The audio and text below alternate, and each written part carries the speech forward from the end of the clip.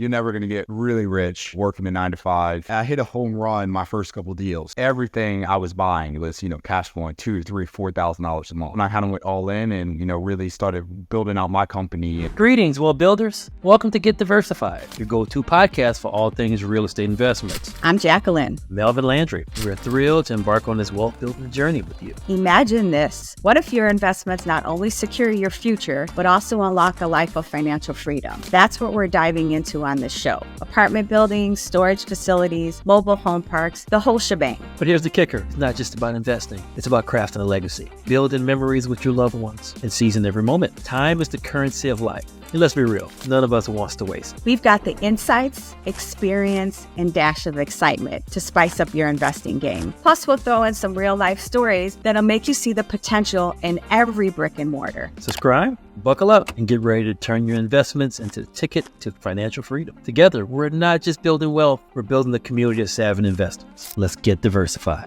Hello, everyone, and welcome to another episode of Get Diversified. Today, we have a fantastic guest here. I want to talk about short-term rentals and also speak to Justin's journey into real estate, what has him excited, and what he's looking forward to as we approach the end of the quarter and looking forward to a new year. So, Mr. Mosley, welcome to the show, brother. How you doing? Awesome. Appreciate it. And I love that opening. You got a radio voice, but you're on a podcast, so you got the best of both worlds. Love it, bro. Oh, man. Hey, I guess I've been doing it long enough, right? So it kind of just comes into the flow. So for sure. It's all good, man. Well, hey, we appreciate you having you on your show. We're looking forward to speaking to you and understanding what you got cooking up there down south. And, hey, man, what are some strategies you're doing, man, as you're looking forward to 2024, man? So looking forward to the interview. Yeah, for sure. Me too. Well, hey, Justin, let's kick it off, man. Tell the listeners a little bit about you, your background, where you're from, and why you're excited about real estate. Yeah, for sure. So I am from Baltimore, Maryland originally. I was a Navy guy. Did that for about 6 years, traveling all over the world. Was stationed like Yokosuka, so forward deployed. So was really fortunate, just got the, travel, early in my life and see a lot of different things. And I think that really shaped my perspective on just life in general and like how I wanted to move forward. So after that, got out, did the traditional thing like everyone else, college, well, most people anyway, grad school, because that's the way you're quote unquote going to be successful. And then I think like a lot of many other real estate investors realize that, you're never going to get really rich, working a 9 to 5, W-2, in most careers. So that's when I kind of pivoted into real estate. And, that's kind of a 50,000 foot view of my journey of how I jumped in. Okay, so you talk about the pivot, right? You kind of came to that recollection. Tell the listeners what year, what time frame, when did that aha moment really hit you in the face? Yeah, probably. Let's see. It really hit me, I think, after grad school. So it's an interesting story. So I was working at a corporate retail, and I met my wife. She was English, and she came into the building, and it's a pretty funny story because it was kind of my first day, and I saw her, and I was like, there's no chance that she works here. But she did, and from that point on, we were together, and she actually had to go back to England. So when I quit my job, because, like a stupid American, I thought, it'd be easy, they'll take me over there, and they were like, no, you need a reason to come over here. So I ended up going to grad school over there.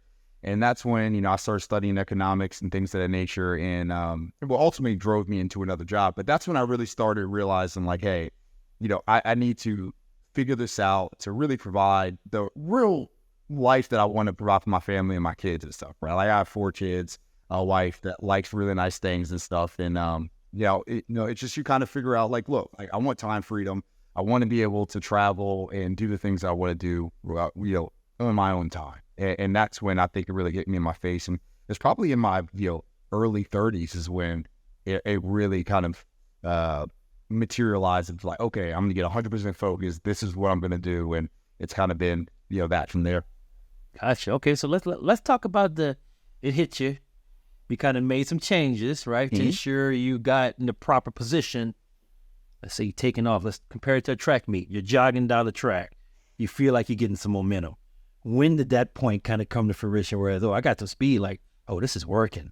This is real. Yeah, for sure. Yeah, so it's interesting because my first jump into real estate was in commercial multifamily. So, okay. And you guys do the grind of that, right? It's like I feel like commercial multifamily is truly a team sport, and there's a lot of other asset classes, but so when I first got in, I was hustling, trying to figure out how I could, add value to a group that was already together, right? And Yep.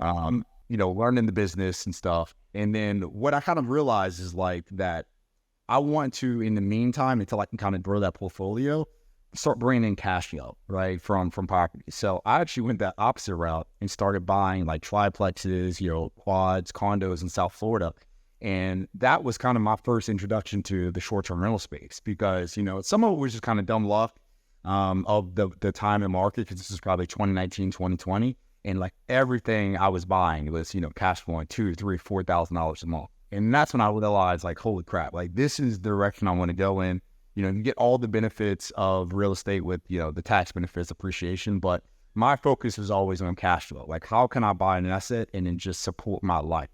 And that's when I kind of went all in and, really started building out my company and transitioning into just a short-term rental guy and trying to scale that. Okay. So for the listeners out there, right? So Justin mentioned, look, he had a vision in terms of cash flow being king. That helps fuel the lifestyle, right?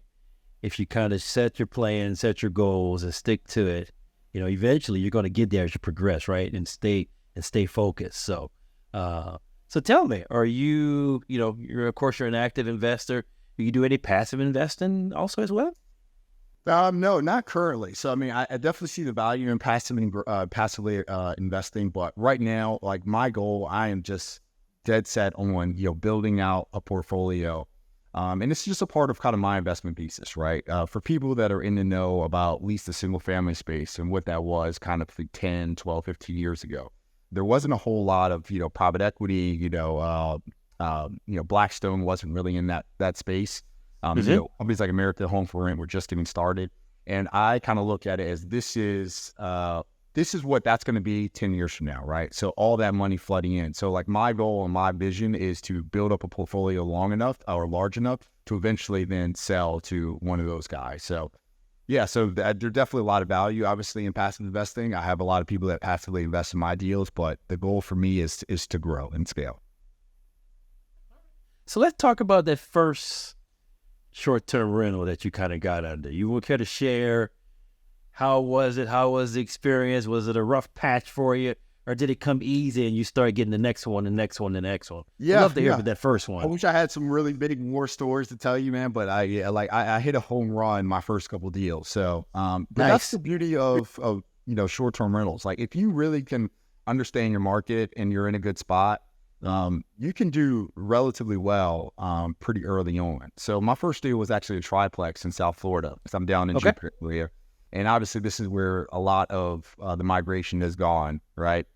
And I kind of took the multifamily mindset of like, okay, I'll buy this and I'll just rent out one of the properties, and at least I'll have two other tenants in there, just in case, worst case scenario.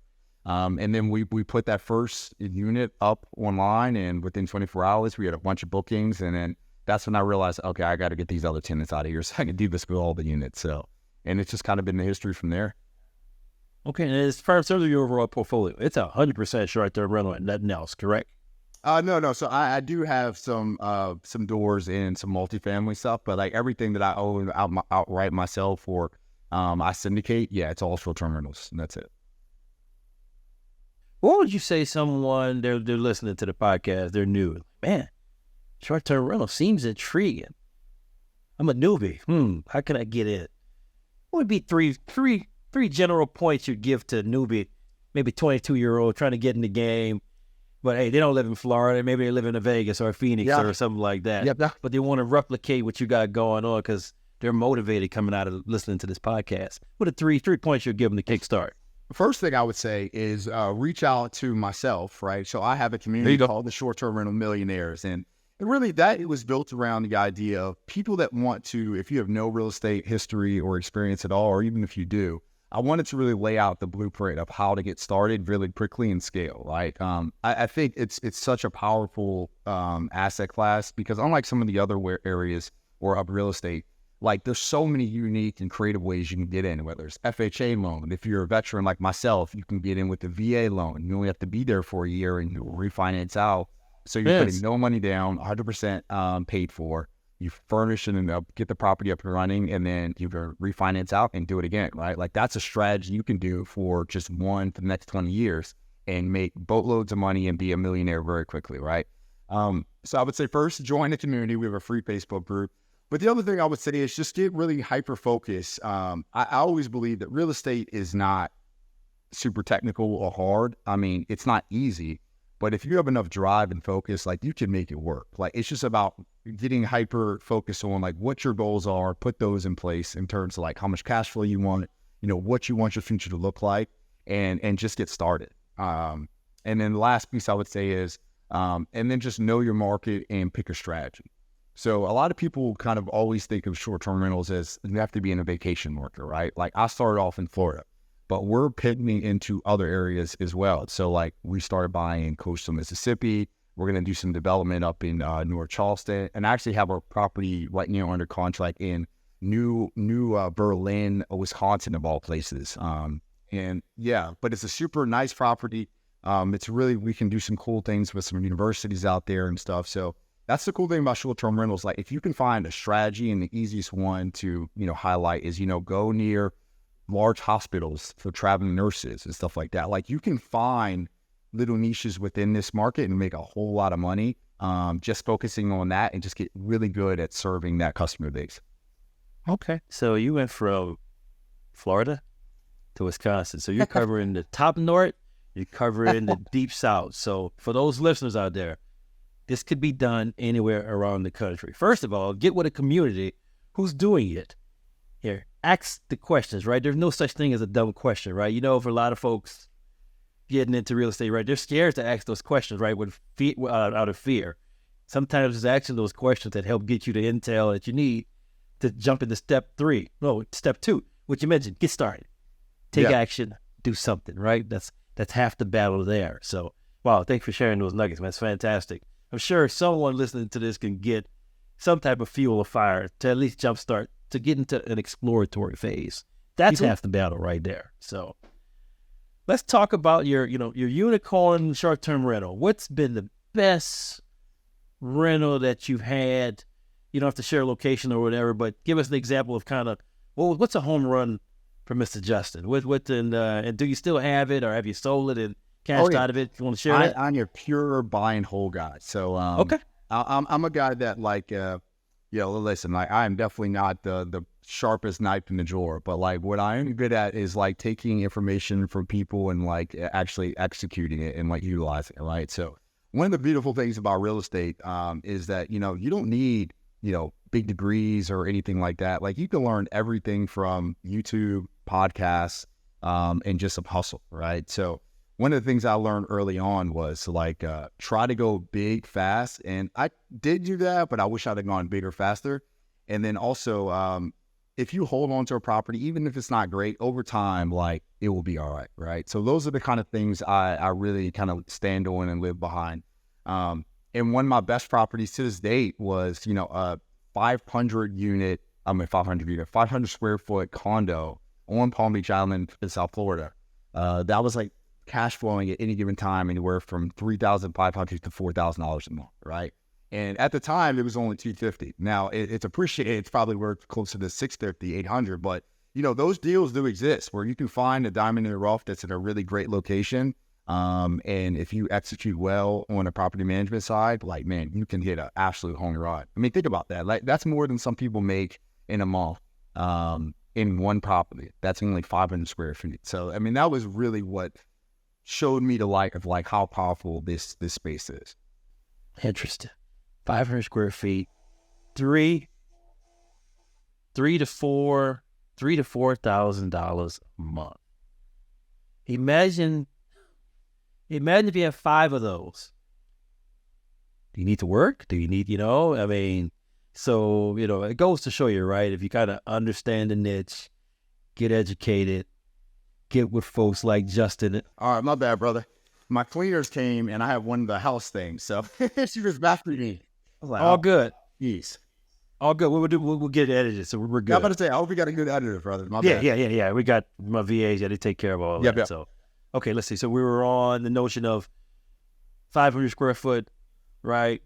$3,000 to $4,000 a month cash flow. You get three, 4, 5 of those. I mean, you're sitting pretty. Sitting really pretty. Yeah. 100%. Wash, rinse, repeat, and do it again, and do it again, and do it again. So that's great stuff, man. So let's talk on the flip side, right? Not every deal may be a home run, right? No, so you sure. maybe want to share maybe one of your properties that it was maybe a challenge for you that, man, I'm not quite getting there. The time that I thought I can get to XYZ cash flow is not there versus projected. And what did you do potentially to kind of turn it around? Because ideally, right, we always want to share our wins, our home runs. But hey, I mean, maybe a property ended up being a bunt and maybe you got out at first and you tried to redo it again. So we'd love to hear that for the listeners as well to kind of share, are there any hurdles in this business? Would love to hear your insights, being an expert. Yeah, no, 100%. There are definitely hurdles, and I don't want to give any illusion that it's all peaches, sunshine, and roses, man. There definitely the game has changed, man. I think a couple of years ago, pretty much anyone could come in the short-term rental space, and if your market wasn't crazy saturated, which most weren't, you were going to make some money just by putting it on there, right? I tell people that the statistic right now is 85% of people on Airbnb, VRBO, are mom and pop, like people with less than 3 units, right? So there isn't a whole lot of sophistication in this space. But what has changed is, as the supply has increased dramatically, is that people's expectations now are you need to provide a great experience, right? So it's much more of a business now if you want those $2,000, $3,000, $4,000 type months, right? And that's actually forced us to kind of pivot to larger properties where there's less product in that area. But to go back to your initial question about, some challenges. So after kind of I actually bought a couple more units in that building. I started looking at other areas because this is when prices started to go up. So I thought hey, maybe I can go a little bit further down south. So I went into Fort Lauderdale and I actually bought a condo in a condo hotel. And I thought that would be a home run. And while it wasn't the worst deal, at points I definitely was just breaking even, right? Because you have to kind of read the fine print, because a condo hotel is a little bit unique and there's a lot of other fees that are associated with your condo unit, right? So you have your HOAs, but you also have kind of resort fees. You don't have a whole lot of control over a lot of these things too. So parking is like $50 a night. So that could discourage guests from coming in or really cause issues that you don't highlight that, even if it's there, if you're not highlighting it. So that's just kind of the illustration of a property that what I ultimately ended up having to do was I actually pulled it from my portfolio and then put it back into their kind of Hilton program and stuff, right? So it still cash flows, but it definitely was not a home run. And that was just a kind of, a hiccup that realized that, okay, you can't just do this anywhere. There has to be kind of the right, situation, the right kind of conditions in order for, something like what I just talked about before with a small condo to work. So location is still important.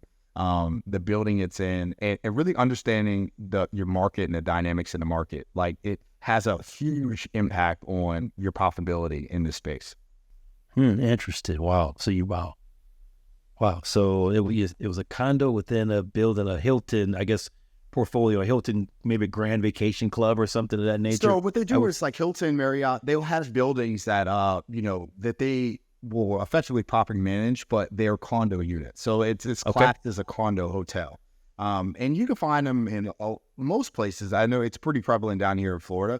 But you have to really read the fine print because there's a lot of fees that come along with it. And what can go bad, which ended up happening with me, is that it's almost the building becomes hostile towards people who do it themselves because that's effectively lost revenue for them. Lost revenue for them. Yeah. So then, and you don't have a whole lot of say. It's not like in a standard HOA where you can kind of fight back. I mean, you're talking about contracts that were drawn up, 20, 30, 40 years ago that had no idea that a platform like Airbnb would exist, right? So you have to be careful on that because the price might be low for the condo, but there's generally a reason why that is because all the other fees that come into play. So, but that's why now I focus so much on, especially when you talk about my community, of understanding your market, really understanding the strategy, right? So you need to go after look, I'm serving an avatar.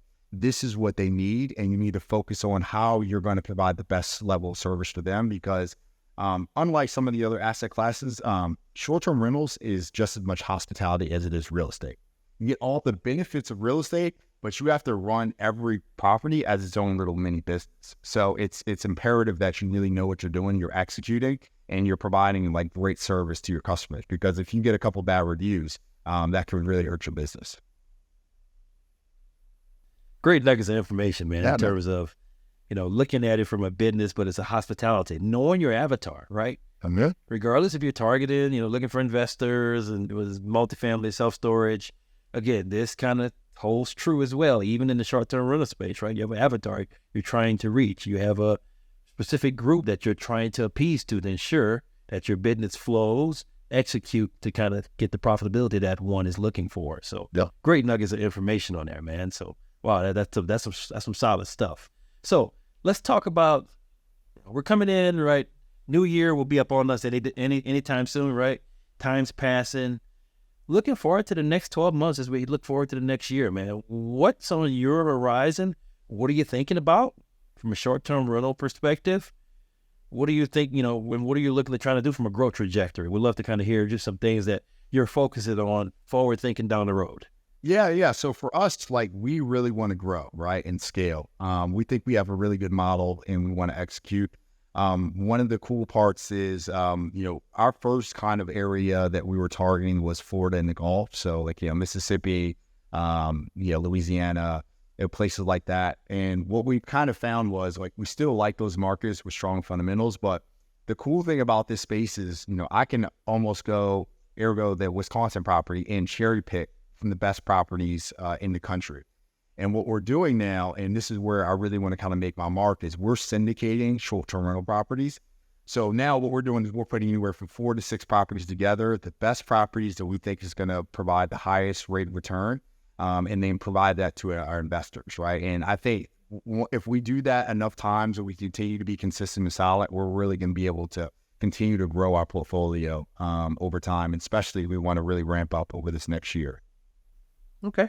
And do you have a cadence in terms of like when to buy a property per se, or does it need to kind of fit your criteria once you underwrite it? So for example, say Q2 of next year, there's a certain amount of properties you're trying to acquire, or for your model, it doesn't quite work that way. It needs to be the right niche that fits your avatar for your business plan from a projection standpoint. How do you think about that from that standpoint? Yeah, we definitely have goals in terms of the amount of properties you want to take down in a given year. We do break it down quarterly. So we really, for us, it's about keeping the pipeline full, right? So if we want to be anywhere from 4 to 6 properties a quarter, we need to have at least 12 to 20 properties that we're looking at that kind of fit within the model, right? Because it becomes much more of a jigsaw puzzle, right? Because when we go after, let's say, 5 properties at a time, we have kind of a top line of where we can offer to where it makes sense for us to buy. So what we want to do to kind of mitigate some of the risk is we want to buy properties at a discount. So an example would be this property we're going to close on next week in Cocoa Beach, Florida. So it was on the market for $2 million. The owner died, and it was with the executor. So I was able to negotiate it down to about like 1.775. And then luckily the next door, the property actually appraised for 2.4. So we're actually going into that property with, $300, $400, $500 of equity, $100,000 of equity, plus what our projections are for that market, right? So right now we're really fortunate because we can still buy even a high interest rate environment because our revenue is high enough to support it to give a good return. But we also got to protect our downside as well. So if, prices do start to tank, we're still protected. And then that 3 to 5 year exit, like, we have some flexibility, because we want to hold on to the property, but the goal is to just refi out, give our investors their principal back, and we can just hold on to the property and just keep on rolling. So we do have a buy box. It becomes tricky, but that's real estate, right? You gotta figure it out and just gotta keep searching for those deals, right? Regardless of the market, the deals are out there. Like, you just have to search harder. Love the analogy. Search harder. The deals are out there. Yeah. They're always deals, right? You just got to find them, right? Yeah. So, particularly in my niche, right? Multifamily, small multifamily, Midwest, my market, man, it's a huge cash flow play in terms of opportunity zones, right? There's a huge need for housing in my market, as is other markets as well. And just ensuring that you're constantly looking, almost on a daily basis, to kind of garner the success that you want to garner. So, wow, man, that seems like a home run deal with that amount of variance of equity given with the appraisal came back. So hopefully, man, you get the chance to kind of close that deal off, and I'll be looking for the thumbs up with you in social media in front of it, because marketing, right? It's the best form of marketing. So, well, good stuff, man. Well, look, let's kind of, as we wind down, man, think about your journey, where you're at. You're on a roll, right? You're killing the short-term rental space. You're growing. You know your avatar. You know your reach, and the plan is coming into place. Think about, man, some forms of advice, man, folks have given you over the years. So, let's think about your younger self, right? As you kind of was coming into this business. Who gave you that good piece of advice, and what was it? And then I'll ask on the flip side, as you're a mature investor, right? You're sophisticated. You know what you're doing. What's some other advice you maybe got from someone that kind of has fueled you as you're rolling in your business and you're growing? So we'd love to hear that. Yeah. So I definitely don't remember who told me this early on, but I think I just heard it from, really most people that are successful, right? Like, so I told you, I try to take game from anybody that I feel is in a position that I want to get to, right? It's always just, man, take action and figure it out along the way, right? Like, I definitely believe in that. I think what holds most people back is they're trying to overanalyze it. They want to understand every piece of it. And the reality is, especially in real estate, like, you're never going to understand everything that's going on in the market. You're never going to understand everything you're going to uncover in the property, even when you get an inspection, appraisal, all that stuff. You just have to take the action and then figure it out along the way, right? And there's no school for this, man. You have to be able to take in the information, apply it, and then just keep on rolling. And if you get punched in the face, which you inevitably will, you just got to keep on moving, man. Like, that happens. The most important thing. Like, it happens. Yeah, for sure. It happens.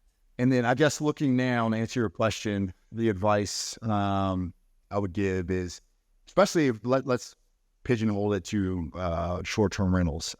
Understand, if you want to get into this business, be very clear on, what you want your future to look like. Be very clear on the cash flow that you want per property, and don't deviate away from that, right? And make sure that you're underwriting properties conservatively, so that if you do put yourself in a worst case scenario, like at the very worst, you're breaking even. And I tell people this too, like, if you're going to get into this game, always underwrite it to a long-term tenant. Now, most lenders are going to hold you to that standard. There are some short-term rental lenders that will kind of go off pro forma. But I always tell people, like, if you can't do this business, decide not to, you need to still be able to at least cash flow a couple $100s by getting a long-term rental in there and stuff. So that kind of takes away a lot of the risk if you're able to do that. And then you're just kind of playing the long game, like the long-term rental guys and stuff. So. Okay. Oh. Take action, figure it out along the way.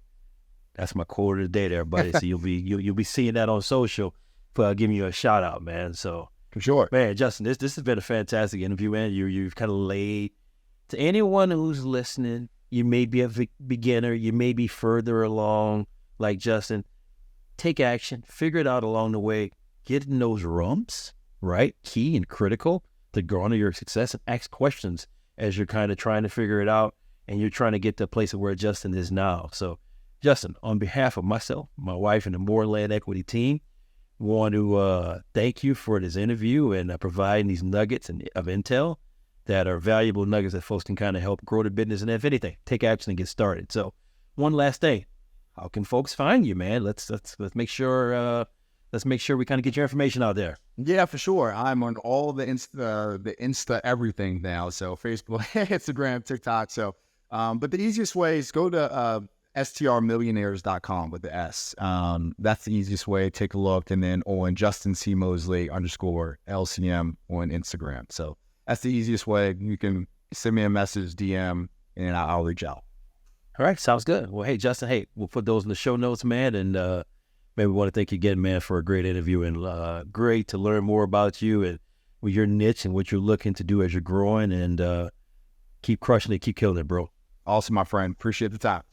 You got it. Jacqueline and Melvin, thank you so much for taking time out of your busy day to listen to this episode of Get Diversified. Please make sure to subscribe to our podcast so you don't miss out on future episodes.